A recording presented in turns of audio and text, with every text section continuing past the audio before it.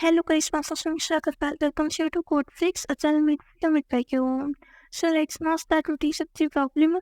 The problem today we have to solve is frequencies of limited range array elements.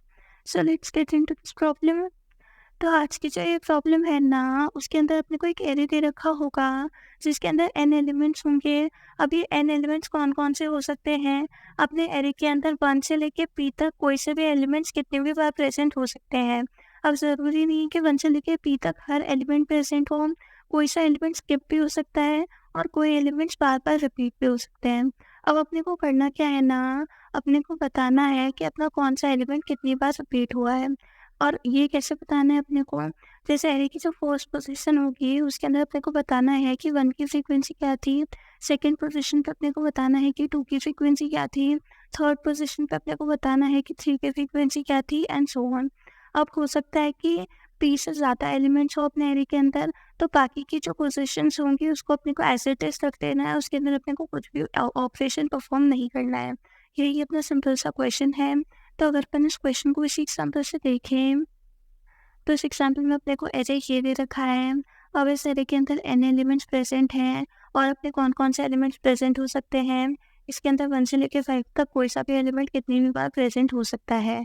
अब अपने को बताना है कि इस एरे में 1 से लेकर 5 तक हर एलिमेंट की फ्रीक्वेंसी क्या क्या है। अभी अपन कैसे डिनोट करेंगे, अपने एरे का फर्स्ट एलिमेंट बताएगा कि 1 की फ्रीक्वेंसी क्या है, सेकेंड एलिमेंट बताएगा कि 2 की फ्रीक्वेंसी क्या है एंड सो ऑन। तो इस एरे में 1 की फ्रीक्वेंसी क्या है, इस एरे में 1 प्रेजेंट नहीं है, मतलब 1 की फ्रीक्वेंसी 0 है। फिर 2 की फ्रीक्वेंसी क्या है, इस एरे में 2 टाइम्स प्रेजेंट है तो 2 की फ्रीक्वेंसी 2 हो गई।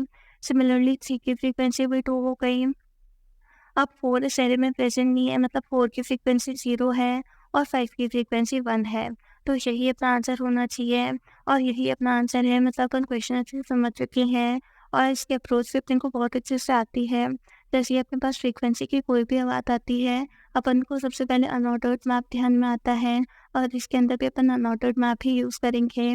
अपन एक मैप बनाएंगे। अब अपने को पता है कि मैप के अंदर 2 चीज़ें होती है, की और वैल्यू।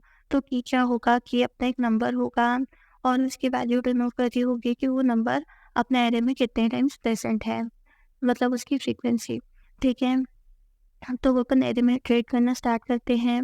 सबसे पहले अपने को 2 मिला तो अपन 2 की प्लेस पे 1 लिख देंगे कि 2 अपने को 1 टाइम्स मिल चुका है। फिर अपने को 3 मिला तो अपन 3 की प्लेस पे भी प्लस प्लस कर देंगे कि 3 भी अपने को 1 टाइम्स मिल चुका है। सिमिलरली वापस अपने को 2 मिला तो 2 की फ्रीक्वेंसी अपन इंक्रीज करके 2 कर देंगे। 3 मिला तो 3 की फ्रीक्वेंसी अपन प्लस प्लस करके 2 कर देंगे। 5 मिला तो 5 की फ्रीक्वेंसी अपन 1 कर देंगे और बाकी के जितने भी एलिमेंट्स हैं जो कि इस एरे में प्रेजेंट नहीं है और सबकी फ्रीक्वेंसी बाय डिफ़ॉल्ट 0 हो जाएगी। ठीक है?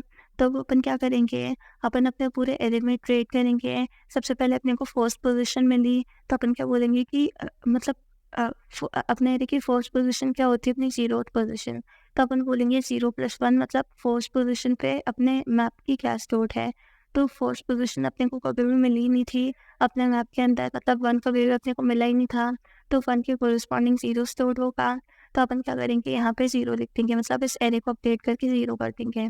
सिमिलरली जैसे अपन फर्स्ट पोजीशन पे आए तो अपन ने बोला कि एरे की पोजीशन +1 मतलब अपने मैप की जहाँ पे 2 है वहाँ पे वैल्यू क्या है, तो 2 के कोरिस्पॉन्डिंग वैल्यू 2 है। तो मतलब अपने एरे में 2 जो है वो 2 टाइम्स प्रेजेंट है। सिमिलरली 3 की फ्रीक्वेंसी क्या है, 2। अब 4 इस मैप में प्रेजेंट नहीं है, मतलब 4 की फ्रीक्वेंसी 0 है। सिमिलरली 5 की फ्रीक्वेंसी 1 है। ठीक है? तो ये अपन ने किया और यही अपना आंसर है। मतलब अपन क्वेश्चन और अप्रोच दोनों ही अच्छे से समझ चुके हैं। फिर भी एक बार अपन इसको एक और एग्जाम्पल से देख लेते हैं। तो इस वाले एग्जाम्पल में अपने को क्या बोला है कि अपने एरे के अंदर 4 एलिमेंट्स प्रेजेंट हैं और कौन-कौन से एलिमेंट्स प्रेजेंट हो सकते हैं, 1 से ले 3 तक कोई भी एलिमेंट प्रेजेंट हो सकता है। ठीक है? अब अपन सबसे पहले देखते हैं कि 1 की फ्रीक्वेंसी क्या है। 1 की फ्रीक्वेंसी 0 है, 2 की भी फ्रीक्वेंसी 0 है। अब 3 की फ्रीक्वेंसी क्या है, 3 की फ्रीक्वेंसी 4 है। ठीक है? अब फोर्थ पोज़ीशन भी अपनी प्रेज़ेंट है तो अपन क्या करेंगे, अपन 4 की फ्रीक्वेंसी भी निकालेंगे। 4 इस एरे के अंदर ऑब्वियसली प्रेज़ेंट नहीं होगा क्योंकि 1 से लेके 3 तक के एलिमेंट्स प्रेज़ेंट हो सकते थे। तो 4 की फ्रीक्वेंसी इधर कुछ भी नहीं है, इसलिए अपन क्या करेंगे, अपन सिंपली 4 की फ्रीक्वेंसी भी 0 लिख देंगे। ठीक है? तो यही अपनी सिंपल सी अप्रोच थी। एक बार इसका कोड देख लेते हैं। फिर उसके कोड के अंदर मैंने सबसे पहले तो एक अनऑर्डर्ड मैप बनाया है। फिर मैंने क्या किया, मैंने अपने पूरे एरे में इटरेट किया है और जैसे अपने को कोई भी एलिमेंट मिलता है तो उसकी फ्रीक्वेंसी मैंने अपने मैप के अंदर प्लस प्लस कर दी है, मतलब उसकी फ्रीक्वेंसी को 1 से बढ़ा दिया है। ठीक है, फिर मैंने क्या किया, मैंने वापस एक फॉर लूप इटरेट किया है अपने एरे की साइज़ तक और फिर मैंने बोला कि एरे की उस ith पोज़ीशन पे क्या स्टोर करो, अपने मैप के i+1 पोज़ीशन पे जो की जो भी नंबर थी उसके कोरिस्पॉन्डिंग जो भी वैल्यू आएगी वो अपने एरे की ith पोज़ीशन पे स्टोर हो जाएगी। यही अपना सिंपल सा सॉल्यूशन था, एक बार सबमिट करके देखते हैं।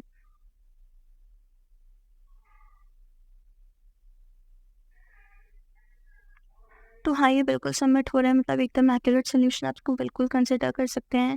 होप आपको समझ में आया होगा। अगर आपको समझ आया, वीडियो पसंद आई तो वीडियो को लाइक करें, चैनल को सब्सक्राइब करें और अगर आपको कोई भी डाउट है तो प्लीज़ कमेंट बॉक्स में ज़रूर मेंशन करिएगा। हम आपका डाउट सॉल्व करने के लिए हमेशा प्रेजेंट हैं।